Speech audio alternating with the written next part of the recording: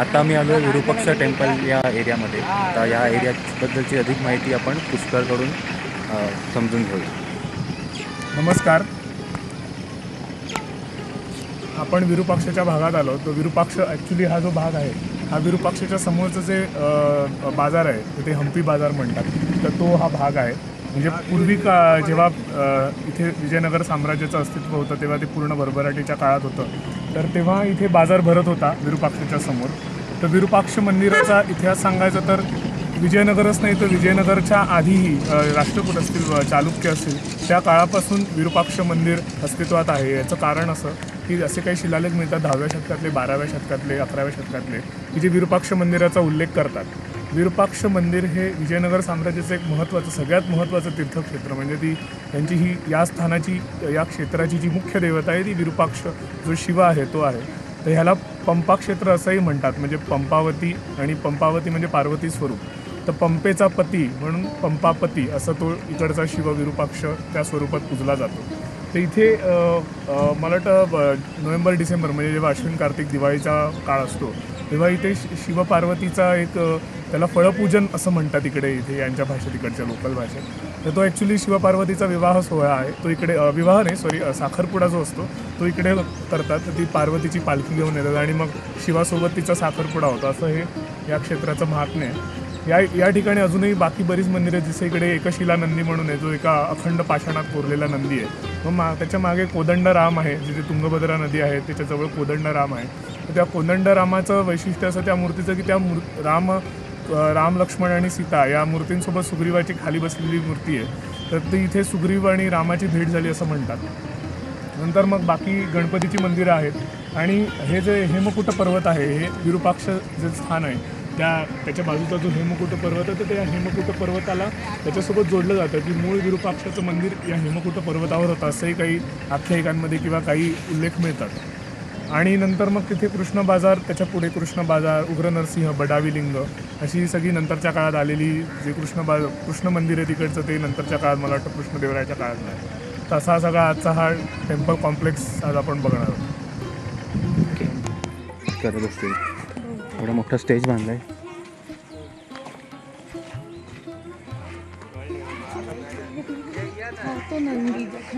अखंड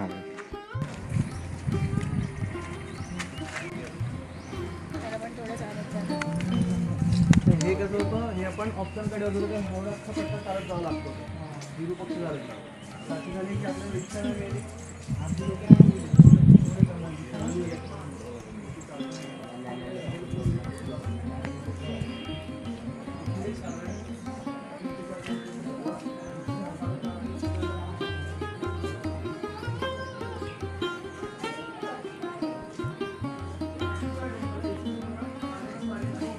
एकाच शिळेतून बनवलेला नंदी.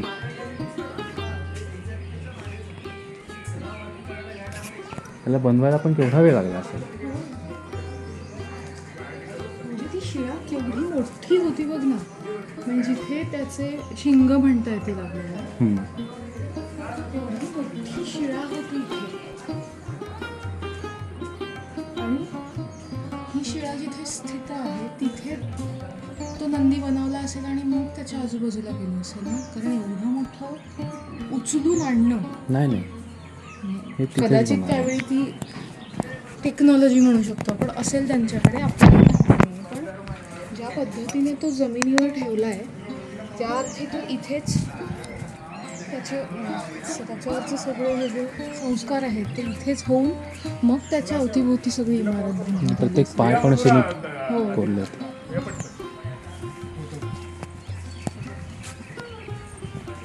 फोटो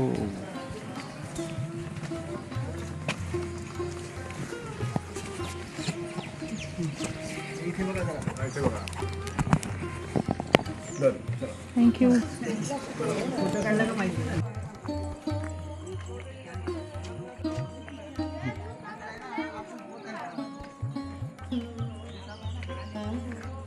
नमस्कार. आपण आलो आहोत कोदंडरामा टेम्पलपाशी. हे एक हम्पीच्या मंदिरांपैकी एक इम्पॉर्टंट मंदिर पण आहे. इथे तुम्ही बघाल की इथे श्रीरामाची, सीतेची आणि लक्ष्मणाची मूर्ती आहे काळा याच्यामध्ये असं आहे. आणि समोर जो परिसर आहे तो हम्पीचा कॅनल किंवा तुंगभद्रेचा हे पात्र आहे. त्या मंदिराचं खास वैशिष्ट्य असं आहे की विरूपाक्षचे टेम्पल तुम्हाला तिथे दिसत असेल, जे मेन टेम्पल आहे हम्पीचं. तिथे शंकर पार्वतीचा असं म्हणतात की एका तिथीला साखरपुडा होतो आणि ती साखरपुड्याची तिची वरात ती इथे येते, म्हणजे एक साक्ष म्हणून द्यायला की आमचा वरात आहे असं. आणि त्या टायमाला इथून आसपासच्या गावातून लोक जत्रा म्हणून आणि ती साक्ष देण्यासाठी किंवा वरातीतली मंडळीसाठी त्या हिशोबाने इथे लोक येतात असं. आणि ह्याचा आसपासचा जो टाईम टेबल असतो तो नोव्हेंबर ते डिसेंबर किंवा जानेवारीच्या आसपास एक तिथी असते, त्या तिथीला ते साक्ष होतं. ती 2 ते 3 दिवस ही जत्रा चालते. कोण नाही झाले सगळे आपण.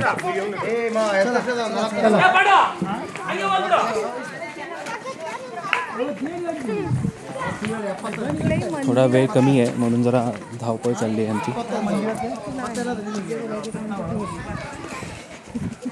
तुझ्याच विषयी आहे मग. माझ्याच विषयी अरे बाबा ठीक आहे. मी ना ऐकलेलं बरं. तसं मगाशी आपण म्हटलं की कुठल्याही मंदिरात व्हा पुढे चला पुढे आपल्याला नाही केलंय कोणी, पण ऑर्गनायझर्सचे कंटिन्युअसली अरे व्हा पुढे चला पुढे हेच चाललंय त्यांचं. ऑर्गनायझरला आम्हाला कसं असतं की कमी वेळामध्ये किंवा ज्या वेळेत आपण ठराविक टायमामध्ये झाले पाहिजे. कारण इथे येणारे लोक, काही लोक हौशी असतात खरीच, त्यांना खरीच मंदिरं बघायची असतात. आणि काही लोक असतात ते फक्त एक टिकमार्कच्या हिशोबाने आलेले असतात, फक्त फोटो काढायचे. त्यांना जास्त काही त्या मंदिराबद्दल इतिहास किंवा त्याबद्दल इन्फॉर्मेशनची एवढी काही आवश्यकता नसते. मग अशा टायमाला थोडाफार कधी कधी क्लॅशेस नाही बोलू शकत, पण हां तिथे आमची तारांबळ उडलेली असते की अशा टायमाला आपण दोघांचा एक मध्यान्ह धरून आपण कसं करू शकतो. तर आमचा उद्देश हाच असतो की कमी टायमामध्ये किंवा जो आपण दिलेल्या टायमावर जितकी जास्त गोष्ट करेल. कारण हम्पीसारखी ही गोष्ट किंवा ही मंदिरं हम्पी जरा बघायला गेलं तर तुम्हाला असं वाटेल की 1 आठवडासुद्धा कमी आहे. आणि ती एक्झॅक्टली गोष्ट बरोबर आहे. प्रत्येक एखाद्या इतिहासकाराला किंवा कोणालाच खरंच हिस्ट्री जाणून घेण्यासाठी जी लोकं येतात ती लोकं इथे ऑलमोस्ट 6 दिवस 10 दिवस असेही व्यतीत करतात. एखादा चांगला गाईड मिळाला तुम्हाला तर ती लोकं तुम्हाला 10 दिवस फिरवू शकतात.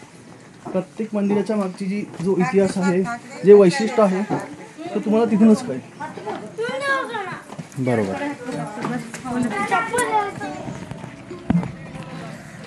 कोदंडराम मंदिर बघून झाल्यावर इथून एक रस्ता येतो आणि इथे समोर आपल्याला मागे नंदी आहे, जो मोनोलिथचं पूल एका दगडातून कोरलेला नंदी आपण बघितलं असेल. आणि इथे या सगळ्या बाजूला त्या काळाची बाजारपेठ त्यांनी अशी रिकन्स्ट्रक्ट केली आहे. इवन या बाजूला पण आहे. आणि हा रस्ता सरळ जातो. इथून आपण सरळ गेलो तर ते विरूपाक्ष मंदिर, जे आपलं आजचं मेन अट्रॅक्शन आहे, ते आपल्याला तिथे बघायला मिळतं.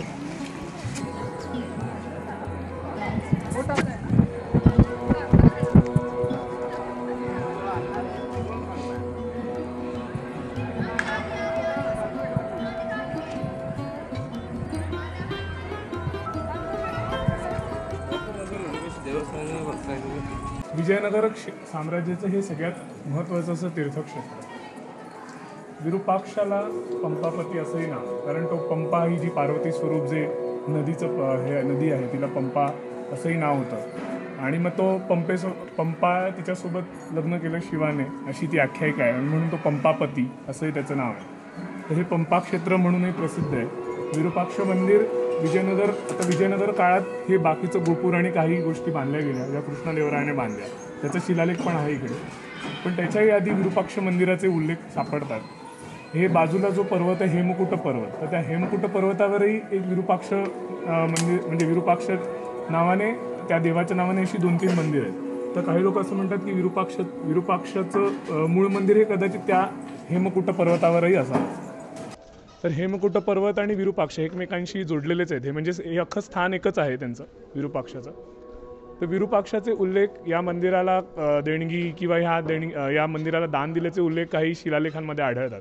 तर ते विजयनगर साम्राज्याच्या आधी, म्हणजे राष्ट्रकूट, बदामी यांच्या काळात, चालुक्य यांच्या काळातही, म्हणजे 10वं शतक 12वं शतक या शतकातही ह्या विरूपाक्ष मंदिराचे उल्लेख आहे. म्हणजे विजयनगरपासूनच आहे असं नाही, त्याच्याही आधीपासून. आणि बरेच लोक ह्याला आपलं कुलदैवत म्हणून मानतात विरूपाक्षाला.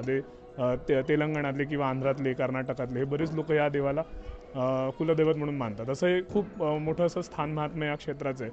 म्हणजे काय म्हणतात, एक ही अधिष्ठात्री देवताच आहे या क्षेत्राची, असं याचं हे स्थान आहे. आणि इकडे ते शिलालेख आत काही शिलालेख दिसू शकते. इथे दुर्गादेवी मंदिर आहे, बाजूला इथे कुंड आहे पाण्याचं, तर तेही तीर्थक्षेत्र आहे. ह्याच्या मागे अजून एक पाण्याचं कुंड आहे या मंदिराच्या मागच्या बाजूला, की तिकडे आपण बघू शकतो की तिथे पाण्याचं नियोजन कसं केलं की तुंगभद्रेचं पाणी आणून इथे ना असे चर खोदलेत, ह्याच्यात दगडी चर खोदलेत आणि त्याला असे चौक केलेत. त्याच्यातनं मग पाणी त्यांनी पूर्ण जशी ती पाण्याची सिस्टीम आपल्याकडे असे पाईप वगैरे असतात तसे पूर्वीच्या काळी तर नव्हते, तर ह्यांनी असे चर खोदून छोटे छोटे अशा दगडाचे पाईप्स हे करून त्याच्यातून पाणी जिथे लागेल तिकडे केलेलं आहे. आणि इथे त्यांची पूर्वी अन्नछत्र वगैरे चालायची. अजूनही मला वाटतं काही उत्सवांच्या दिवशी इथे भंडारा वगैरे असतो जेवणाचा वगैरे, तर अन्नछत्र चालवली जातात. तर असं या विरूपाक्षाचा हा महिमा आहे. आणि मग इथून मग आपण बाकीची मंदिरं इथून बघणार. इथे मला वाटतं नोव्हेंबरच्या काळात, म्हणजे मला वाटतं अश्विन कार्तिक त्या काळात इथे एक मोठा उत्सव असतो, त्याला फळपूजा असं म्हणतात. इकडे या भाषेत इकडच्या फळपूजा म्हणून नाव आहे उत्सवाचं या. तर या फळपूजा म्हणजे असं की शिव आणि पार्वतीचा जो साखरपुडा आहे तो इथे होतो. म्हणजे पार्वतीची पालखी तिथून घेऊन येतात. हे आपण आत्ता जिथून आलो ना कोदंडरामच्या तिथून ती पालखी घेऊन येतात आणि इकडे शिव आणि पार्वतीचा साखरपुडा संपन्न होतो या इथे. तर तो असं एक ते फळपूजा उत्सव तिकडे असतो. म्हणजे पूर्ण दिव्यांची रोषणाई वगैरे. आम्ही एकदा आलो होतो तेव्हा नेमकी तेव्हाच त्या दिवशीच होते आणि आम्हाला सगळी दिव्यांची रोषणाई वगैरे बघायला मिळाली तिकडे.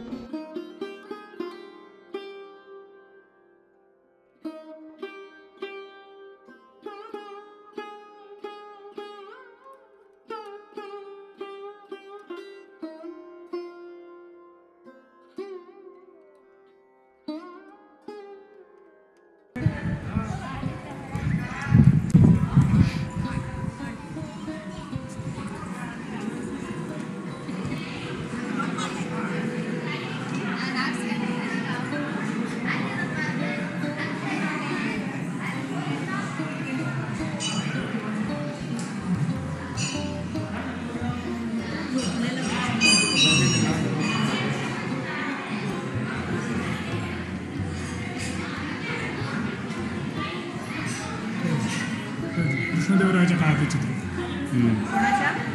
कृष्णदेवरायाच्या काळातले चित्र 16व्या शतकाचा पहिला, म्हणजे जेव्हा कृष्णदेवरायाचा काळ 1509 ते 1530 पर्यंत होता तेव्हा. तर ह्या 1509 ते 1530 काळ कसा ठरवला कृष्णदेवरायाचा? 1509चा त्याचा इकडचा शिलालेख आहे. त्यात तो असं म्हणतो की हे गोपूर माझं जेव्हा राज्यारोहणाचं वर्ष होतं त्या वर्षी मी या मंदिराचा गोपूर बांधला. त्याचा 1509चा शिलालेख आहे. 1530चा शिलालेख त्याचा होनेनहल्ली म्हणून एक गाव आहे, तिकडे त्याच्या एका ताम्रपटावर त्याच्या मृत्यूची तारीख 1530 लिहिली. म्हणून त्याचं राज्य 1509 ते 30 आहे असं आपण म्हणू शकतो.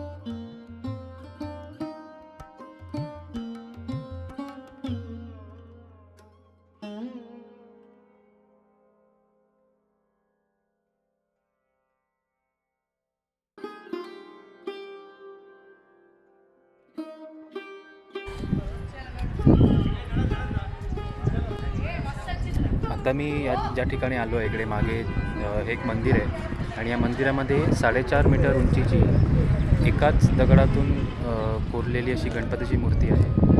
आणि ही मूर्ती अराउंड 1400 ते 1500 शतकात बनवलेली आहे असं मानलं जातं. तर आपण ही मूर्ती आत जाऊन बघूया.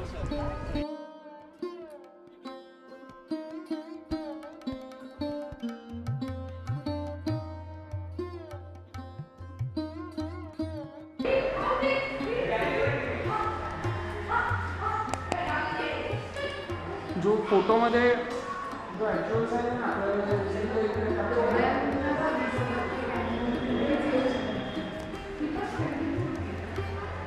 कधी याची हे नाही केलं, पूजा केल्यासारखं वाटत नाही. ही सगळी ओसाड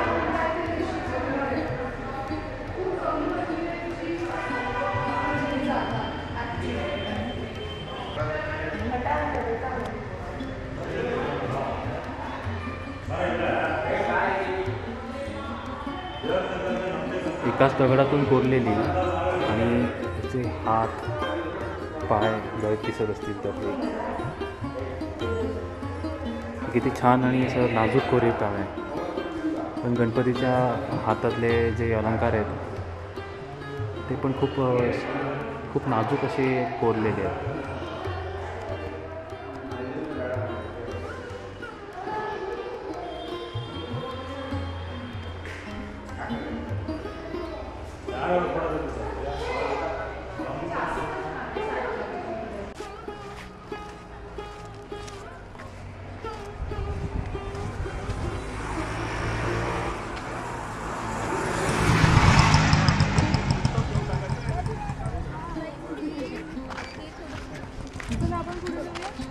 आता आम्ही निघालो आहे पुढच्या मंदिराकडे.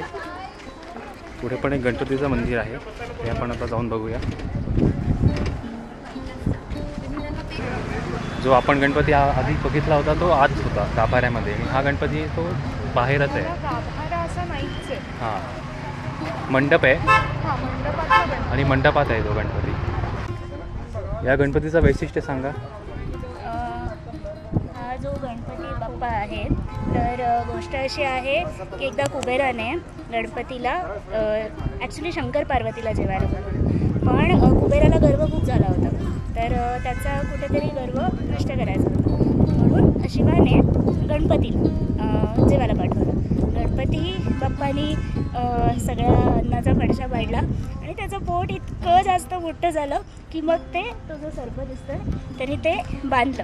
ओके, ते थांबवण्यासाठी. आणि तो कारण बाळ गणेश बाळ रूपातला आहे आणि म्हणून तो पार्वतीच्या मांडीवर बसलेला आहे, अशी ती मूर्ती आहे. पण पार्वती माता जी आहे ती आपण मागच्या बाजूला जर गेलो तर पार्वती मातेचा आंबाडा दिसतो आणि तिने त्याला असं मांडीवर घेतलं आहे.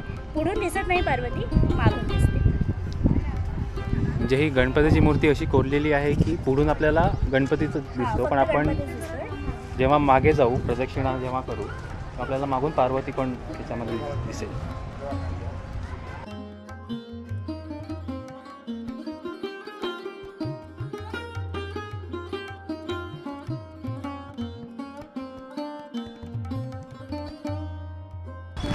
त्याला असं मांडीवर घेतलं. आपल्याला मागून असं दिसतंय की पार्वतीने गणपतीला असं धरून ठेवलंय, हां, मांडीवर मांडीवर घेऊन ठेवलंय.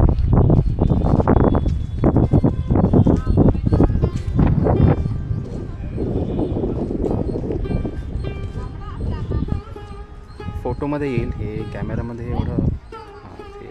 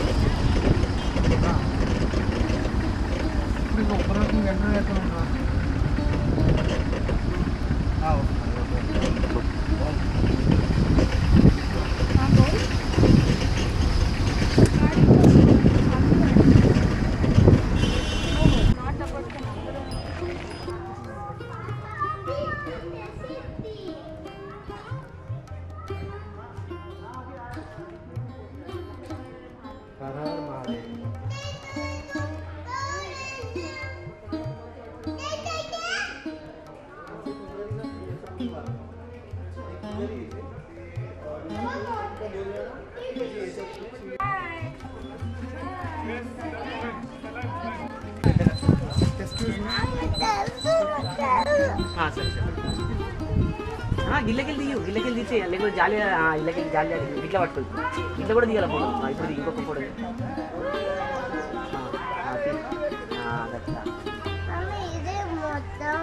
అది నరసింహస్వామి